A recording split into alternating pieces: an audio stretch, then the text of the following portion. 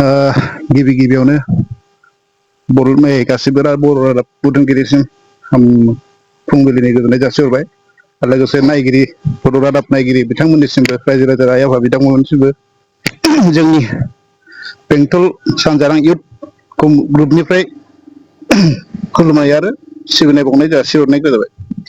दे जोङो 28 सेप्तेम्बरनिफ्राय 29 जे बर' सावथुन बेखौ जों दिन्थिनो आखायाव लानाय जादों। गिबियावनो 28आव जोङो दानि बे सोलिफुबाय थानाय जांख्रिथायनि थैसाम 2 बेखौ जोङो गिबि 28आव देखायनो थाखाय आखायाव लादों। जाहाथे बिसिनि न'खरफोरा जौ जुवाजों सिलिंखार जालाङा बेबो मानसि बुनायसो जाबाय। बुजिनो मोनदों खोथाखौ आरो बुजिनो मोनाखैब्ला हिन्जावनि मेख्ला सुनानै न' सिङाव हाबसोना थादों।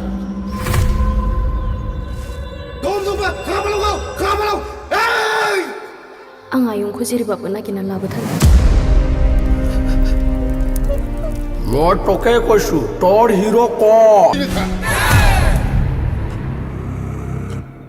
आधा घन्टा टाइम दिलु किन्तु 18 मायथाइ 27 जानुवारि 12 नं फुंखा मालिगाव मा जाथाय जायामोन सारमोनहा मोजाङै मिथिखागौ जानांगौ।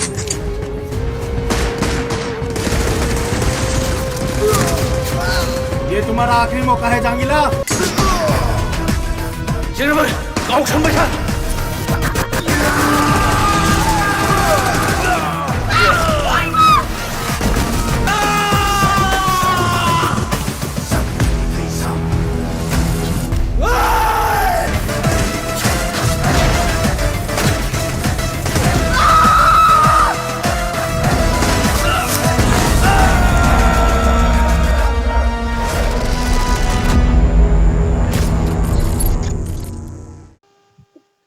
ओमफ्राय टाइमखौ जोङो 8था बेलासि सिट केपासिटि हिसाबै जोङो 4000नि केपासिटि लानाय जादों। टिकेटआ हायाव 100 आरो सियारावहाय 150।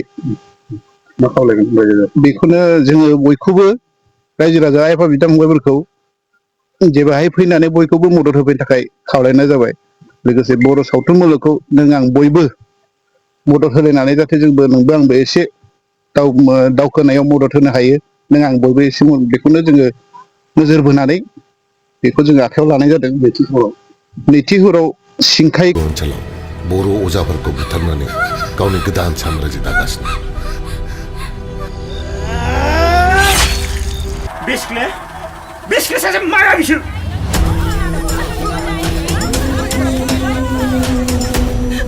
बै सेंग्राखौ नोंनो लिंहरदोंमोन दा बुं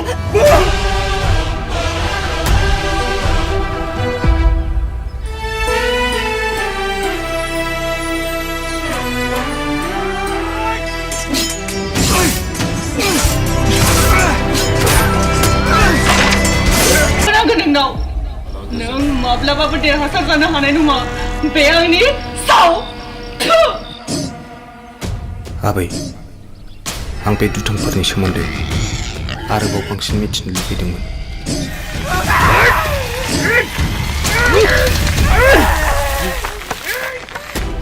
बेसेबां गोबाव सम मालायनि थैजों आबिर गेलेगोन नोंसोरलाय?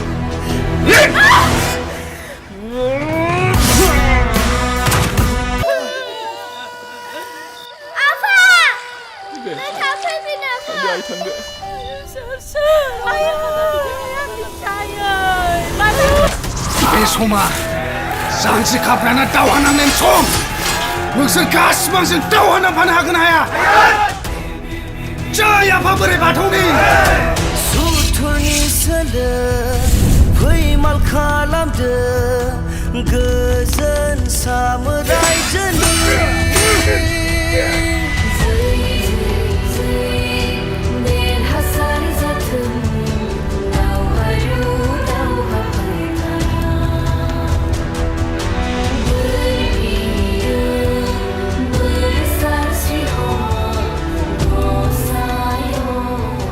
जय आफा बोराइ बाथौनि।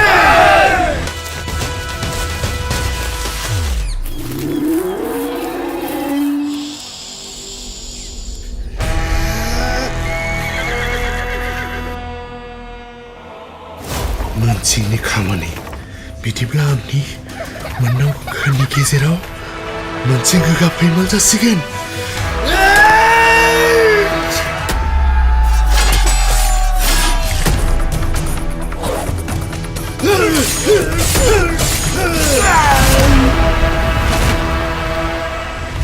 बे टिकेटनि बेसेनाबो बे एखेयैनो हायावहाय 100 आरो सियाराव 150 आरो थिग बे समावनो जों बेखौबो दिन्थिनो आखायाव लानाय जादों माबायदि जागोन मुभिखौथ' दा नुनाय हिसाबै ट्रेलाराव नुनाय हिसाबै बिराद एक्साइटेड आरो जोंबो बयबो नायनो होननानै एसे माबानानै दङ जोंबो माने देखायग्रायाबो माला देखायनो हागोन जोंबो लोगोसे नायफानो मोनगोन बेखौसो जों बिराद एक्साइटेड जाना दं ओंखायनो बेखौ नोजोर बोनानै जोंबो जाहाथे खाथि खालानि बयबो आइ आफाखौ फैनानै नायफैनो थाखाय गुरैयै खावलायहरनाय थाबाय लैहोर फैनानै जायगा हिसाबै बेंटल बे जांख्रिखां गेलेग्रा फोथारावनो लानाय जादों बे ओरैनो खाथि हिसाबै बुङोबा बेंटल कलेज थाबाय लोगोसे बेहायनो